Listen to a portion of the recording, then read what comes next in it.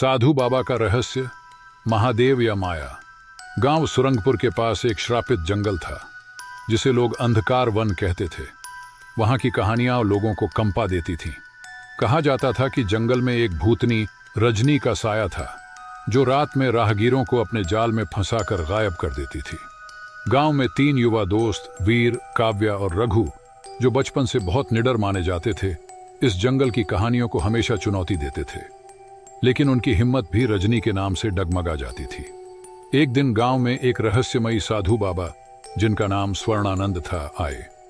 उनका तेजस्वी चेहरा, लंबी जटाएं और शांत स्वभाव देखकर गांव वाले उन्हें दिव्य मानने लगे।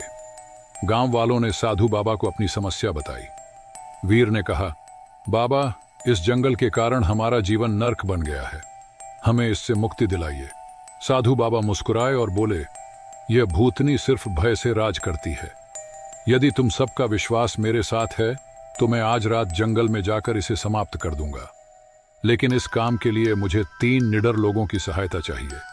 वीर, काव्या और रघु ने तुरंत स्वर्णानंद बाबा का साथ देने का निश्चय किया। रात गहराई।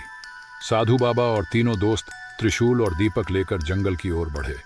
जंगल अजीबो गरीब आवाजों और ठंडी हवाओं से भर गया। वीर ने काव्या से कहा, डरना मत, हम साधु बाबा के साथ हैं। लेकिन तभी अजीब सी सिसकियों की आवाज आने लगी। रघु ने इशारा करते हुए कहा, वह देखो, कोई पेड़ के पास खड़ा है। जैसे ही वे पास गए, एक काले धुएं का साया प्रकट हुआ। भूतनी रजनी उनके सामने आई। उसकी आंखें आग की तरह जल रही थीं। उसने कहा, जो यहां आता है वह कभी लौटकर नहीं जाता। तुम चारों भी मेरे जाल में फंस जाओगे। वीर ने डरते हुए पूछा, तुम क्या चाहती हो? रजनी चीखते हुए बोली, यह जंगल मेरा है, मैं यहां राज करूंगी, कोई मुझे नहीं हरा सकता। साधु बाबा शांत खड़े थे।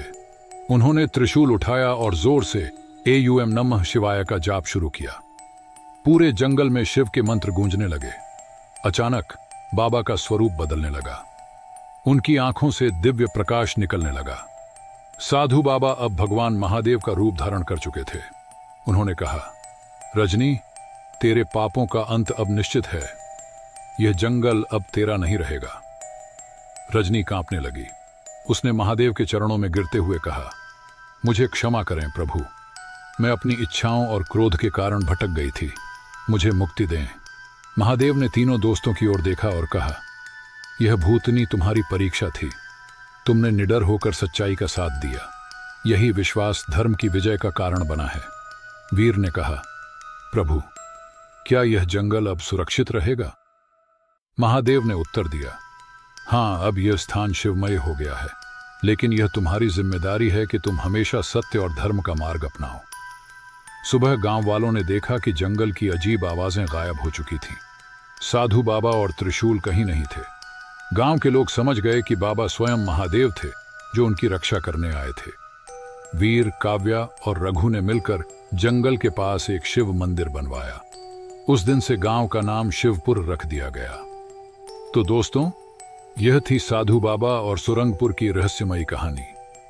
क्या आप सोचते हैं कि साधु बाबा सच में महादेव थे, या यह सब किसी दिव्य योजना का हिस्सा था?